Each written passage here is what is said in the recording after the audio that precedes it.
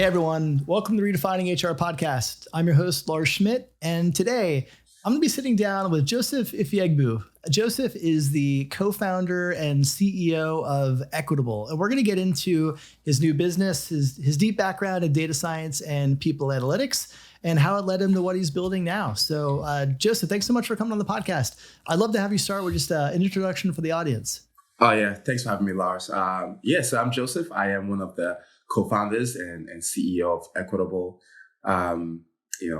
Started my background, my journey in analytics, right? So I've been in analytics my whole career. About 5 years ago, I joined the people analytics domain, and from there it's been an incredible journey ever since. So really excited to be here to just chat about my journey and eqtble as a company. Yeah. Well, so you obviously mentioned you started your background in data science, you shifted towards people analytics. Yeah. Now you're building a new company, but you've always worked in this kind of analytics data space. Like, where does that come from? What drew you to numbers to begin with? Yeah. So for me, there've been two things I've always been good at. It was maths and sports, right? So I played soccer, I did track, basically my whole life. And I actually came to the US on a soccer scholarship.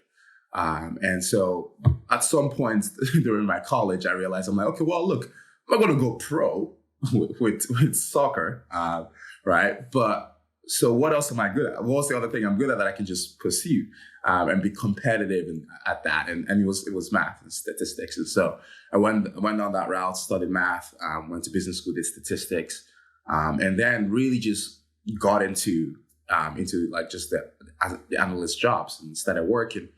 And, it was just this when you take numbers, this raw numbers, and then you do some sort of analysis and you get some sort of insight and you present it and people are like, oh my gosh, that feeling, right? That feeling of whereby you've done the analysis and you've taken raw materials and you've created something. That feeling was so good that I was like, I never want this feeling to end. I want to keep doing this my whole career, and I just stuck to it, and I just enjoyed it. It's just been incredible. There's nothing like analytics, right? Just raw materials, insight, that journey. It's beautiful. So that's why I've been in this space ever since. Yeah. Well, look, now that I knew that you grew up playing soccer and came to the States on a soccer scholarship, I've got to talk to you about, one of your earlier jobs in your career, which was actually a data scientist and analyst for Arsenal Football Club. So tell me a little bit about that role. Now, before, because I didn't know you played soccer before this. Obviously, I saw Arsenal on your resume, and that stood out to me. I was like, that must have been a really fun job. But knowing that you had a lifelong passion for soccer as well, what was that job like for you? It was incredible. It was actually.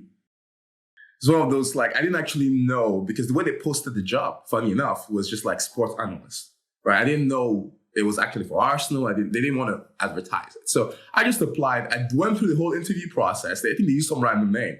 Went through the whole interview process, just thinking, okay, some sports analyst job.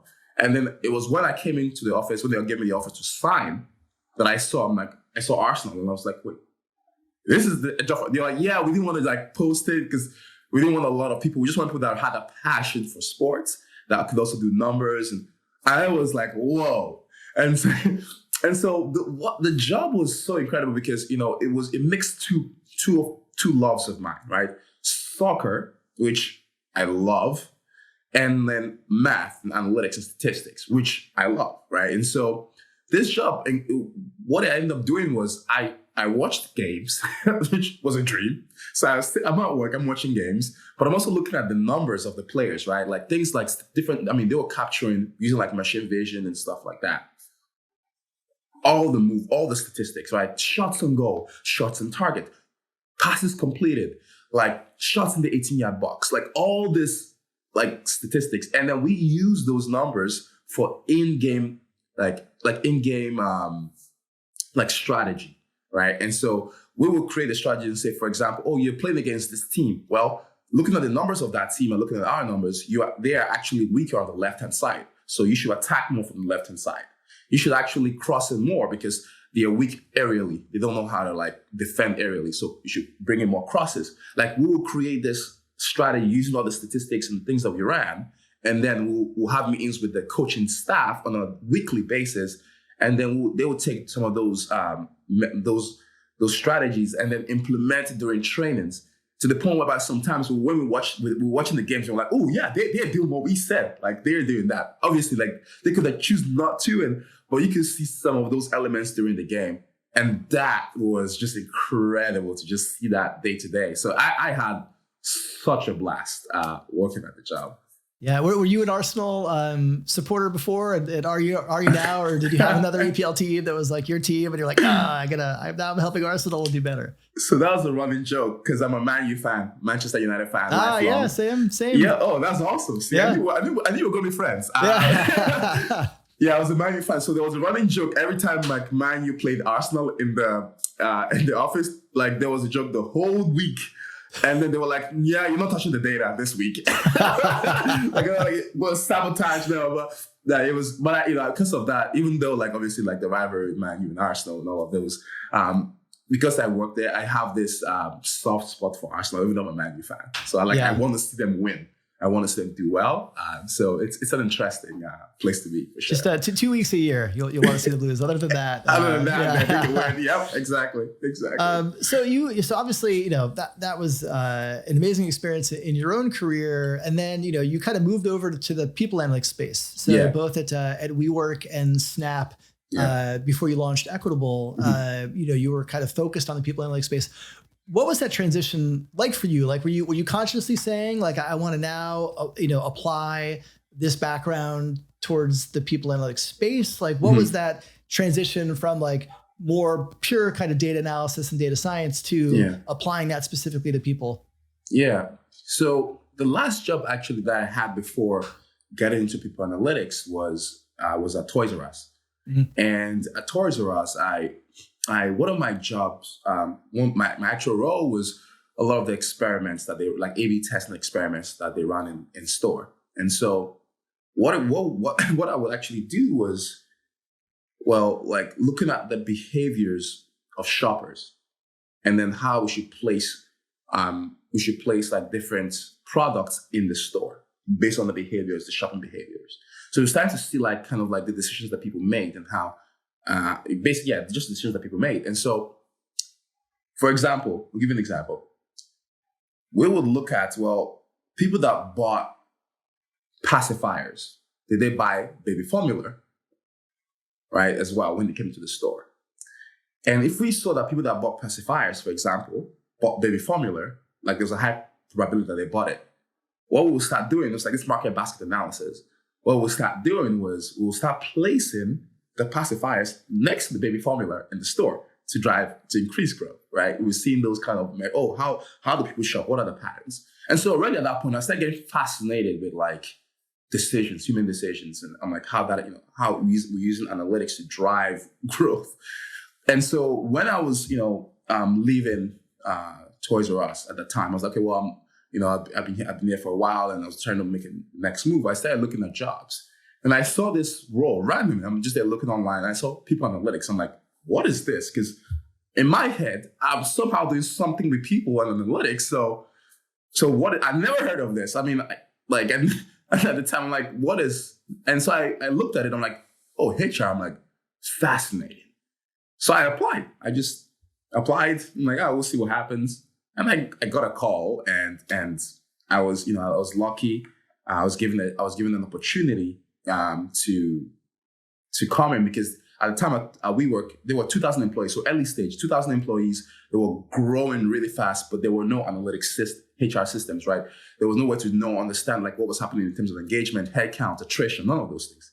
And so they wanted someone to come in and just figure it out and build something.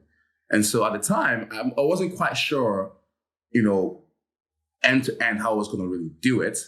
But I was just like, yeah, I can do it. I can do everything. So I just said yes to everything that they asked. I'm like, yeah, I can do it. I can do it. But that's it, right? You just say yes, you figure it out. And so I came in and it was, I learned so much, right? I mean, 3 years later, I built an 18-person team. Like alongside also my co-founder Gabe, who was also with me at the time, was my first hire actually.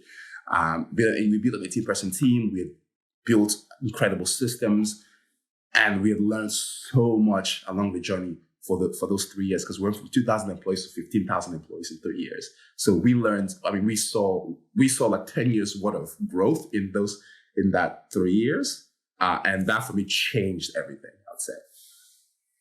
Yeah. So what, like, obviously you had opportunity at WeWork to kind of move in the people analytics space for the first time, build a function from the ground up. Yeah. Looking back, like, what do you think was the most important thing that you did that set yourself up for success in kind of building that people analytics function? Because I think that is, obviously companies like WeWork and Snap and, larger companies, many tech companies, they'll have a people analytics or data science team or individual.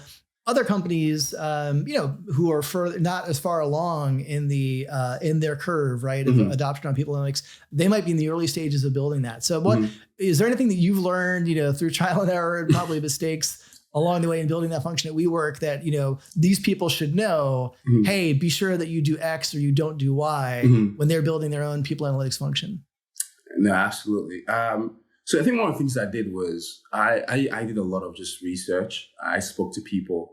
To be honest, I think it helped that I wasn't a HR person when I started, because I thought about it. It was so different. The way my mindset going to it, the way I approached it was unorthodox, right? So I spoke to a lot of people, like a lot of HR people, but a lot of just analytics leaders. Because for me, at the crux of it was, well, it was HR analytics, but it's analytics, sports analytics, e-commerce analytics, marketing analytics, whatever it is, it's analytics, right? The concepts are the same. What is different is the data, the domain. And so for me, I had to figure out, well, first of all, I have to build a system and a process where I can get the data, transform the data, structure it, and then analyze the data and tell a story. That was the core of what it was. And so I started speaking to leaders, even though within WeWork, other leaders within analytics that were doing things like the sales and marketing analytics and the product analytics. And as I started talking to them, I became close to them. I'm like, well, I've seen you build a 50-person function. How did you do it? So you have these incredible leaders that tell me, oh yeah, okay, well, you need to set this up. Like, I just had incredible guidance from this amazing experienced leaders. And I'm like, why reinvent the wheel? So I did that, right? I need a data lake, right? Okay, well, we'll spin up AWS, we'll get Redshift in, we just set all these things up. Okay, then next thing you have to create a pipeline. I just followed those steps. And then there was trial and error. But one of the things I did was really from the beginning, just set expectations as to what the journey would look like, what they needed to expect, and then the biggest thing was finding within the organization who were the leaders that were willing to adopt first, right? And so once that's the thing, people, like, within organizations, if you're trying to set up an analytics function, a lot of times that's a new thing, right? With new things, there might be a bit of reluctance because we faced some pushback from certain leaders, like, well, what is this? Like, what are you trying to do here? But I had to find one or two leaders that were like, oh, they were like forward thinking. They wanted to kind of see their data and things like that. And so when we started building this analytics and the dashboards, we found those leaders, we collaborated with them. We were like, okay, well, here's your function. And then for the first time, they were able to see like headcount, attrition. And then imagine going to a meeting with other leaders and then the CEO is asking for headcount attrition. This executive pulls up this beautiful looking dashboard and starts saying, oh, this is the headcount, my attrition. Next thing you know, we had other leaders pinging me on Slack. So I saw what you built for him. Can you build that for me? Because now, like, that person was looking good, right? Yeah. And so in everything, it's just like finding who those partners would be from the beginning, from the get-go. And that was advice I got, and I did that. And that worked tremendously for me.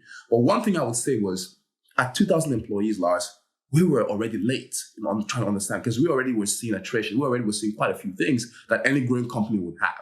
And so my advice for companies is saying, look, analytics, by the time you get to about 100, 120 employees, you start to need systems. If you went to 2,000 employees, so I've seen some cases, even at 5 or 10,000 employees, there's no people analytics. You are so late by then. So start early to create the foundations, because that helps you to avoid a lot of headaches down the line, which we had to deal with at 2,000 employees. Yeah, that's great advice. So hopefully for you people leaders out there, listening, you can take that to heart, because it's a good way to start. And again, I loved your approach of talking to the people who've done it, who've built those teams, and learning from them. And again, we tend to overcomplicate things at times in HR. And again, I think that's why, I'm such a big champion of open source practices, because there's people who've done that thing you're doing.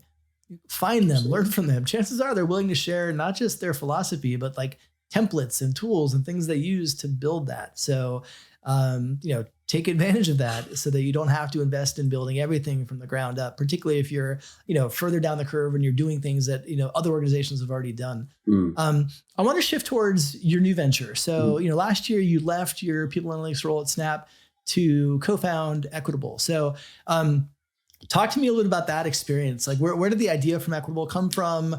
When did you know that it was time to leave a corporate role to go out on your own and build something? Like, I'd love to learn more about just the origin story of how eqtble came to be. No, for sure. So, I've had in my mind since I was around 17 that I wanted to build something in the US. Like, I don't know. Like, I'm like, I want to, because back then I would see the magazines of the startup founders, right? Like, building these incredible tech companies in the US, and I'm like, oh, and I was just like, I was living in Botswana at the time, and I would like read, I would see these magazines in the different shops, and I'll get them, and I'll like look through. I was like, oh man, I want to build something cool. I want to build something that's gonna help and change. So there's that seed there years ago, and so in coming to America. Just like going through college, I tried out different. I was like, I'm always the one like thinking of new ideas. I'm like, oh, what about this idea? What if you build that into a startup? I'm like, but none of those obviously worked. Like it was just like it was good ideas, or just like ideas. And then finally, it was during my time actually at WeWork that the seed of the idea started to form, and for me, that's great, because I feel like some of the best ideas, maybe not all, but some of the best ideas come from the experience that you have, the pain points that you're dealing with on a daily basis. And you're like, okay, this is ridiculous. I want to solve something here, right? I don't want to keep doing this. And so during that time at WeWork, the idea came about because we built the system to do people analytics. We realistically, it took us about 2 years and $2 million to really build a robust system that did this. But as we started thinking about that, and one day after work, I had a drink with Gabe, my co-founder, and we were chatting. Then he's like, "I want to build something." I'm like, "Dude, same." I'm like, I'm thinking of this idea, and then we're like, "Yeah, it took us 2 years to build this, really, and $2 million." But a lot of organizations don't have the luxury of that time or money to do this. So, and we take what we did here and build that into a product which sits on top of the different HR systems and takes in all that data, restructures it, and gives insights. Can we do that? Can that be a product that we build? And then we're like, yeah, I think we can do it. Right? It was just crazy. Like, yeah, we can do it. Let's do it. Let's try it. And then we did. We just started, like, we did nights and weekends. After work, we'll just go, we'll work on it, just start sketching things out, start thinking about it. Weekends, we'll meet up. And that's how the idea formed over time. And yeah, so to answer your question, it was during that time at WeWork that through doing it, through building it, did we realize that actually there is room here for innovation. Yeah. Well, see, I think so many ideas like this start when you're doing something else, right? Mm-hmm. And I think it would be fascinating to kind of understand how many people have that idea for something, but for whatever reason, they're just not in a life place to kind of make that leap, right? And kind of leave that corporate role to invest in that idea. And then people like you who have that idea and you let it build, and then you realize, it's time to go and build this and give it a shot. And interesting, kind of connecting that back to your aspirations to being an entrepreneur when you were 17, and kind of how that led you to where you are now. So I'd love, if you wouldn't mind, just give an overview of eqtbl as a company, as a technology, as a platform. Like you mentioned, to kind of sit on top of the HR data that organizations have. But tell me a little bit more about how the product works, and then how some of your clients are using it. Yeah, no, for sure. It's incredible. Like, a lot of companies are dealing with large. If you look at it, like, I realized, because when I went from WeWork to Snap, it was the same thing, right? Like, same issues, and like, where it's like, okay, there's data, but like, how do we get to the insights, right? And so at some point, like, I worked at WeWork, worked at Snap, and I'm like, you know what? We were like, we're done. Let's go. Let's just go and build this company now, because we're seeing the same problem. We're talking to people in the industry, and we keep seeing the same problem. And so we quit, which was hard, because it's hard to live a job that like a very good job. I mean, these companies are really good companies to work at, and I owe so much to them, and I'm grateful. But to pursue a dream, but for us, the idea here was we want to build something that's going to help organizations, and at the core of that, that's what it is, right? eqtbl helps organizations to make a data-driven people decision. That's the core of what it is. Because at the end of the day, people spend so much time at work. We are using data to make decisions about our product, about our marketing strategies. What about the most important resources, which is our people? Why is that the place where we use our gut feel? Yeah.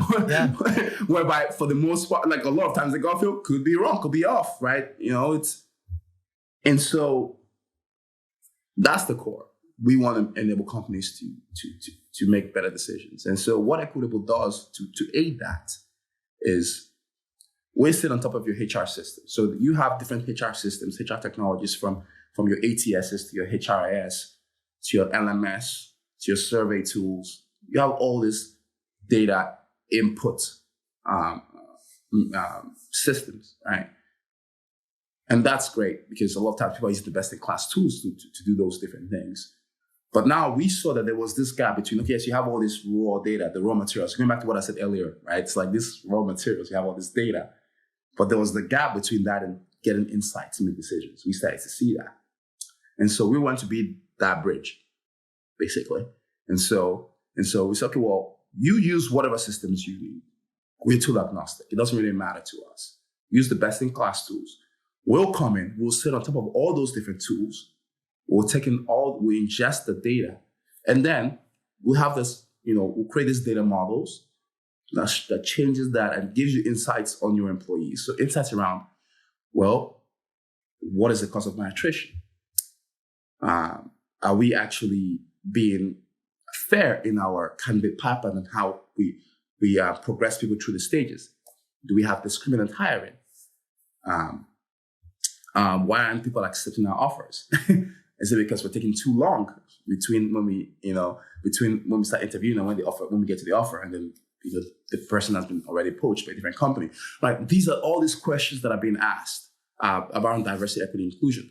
Like, we enable companies, we give them the answers and the tool, we use their data, and that's essentially what eqtbl does. Yeah. And how did you land on the name eqtbl? And then for those of you that are watching or viewing, it's spelled eqtble. So if you go to the website, use that, and you should go to the website. But how I'm curious, like, how obviously, the name and the spelling of the name, like where did that come from?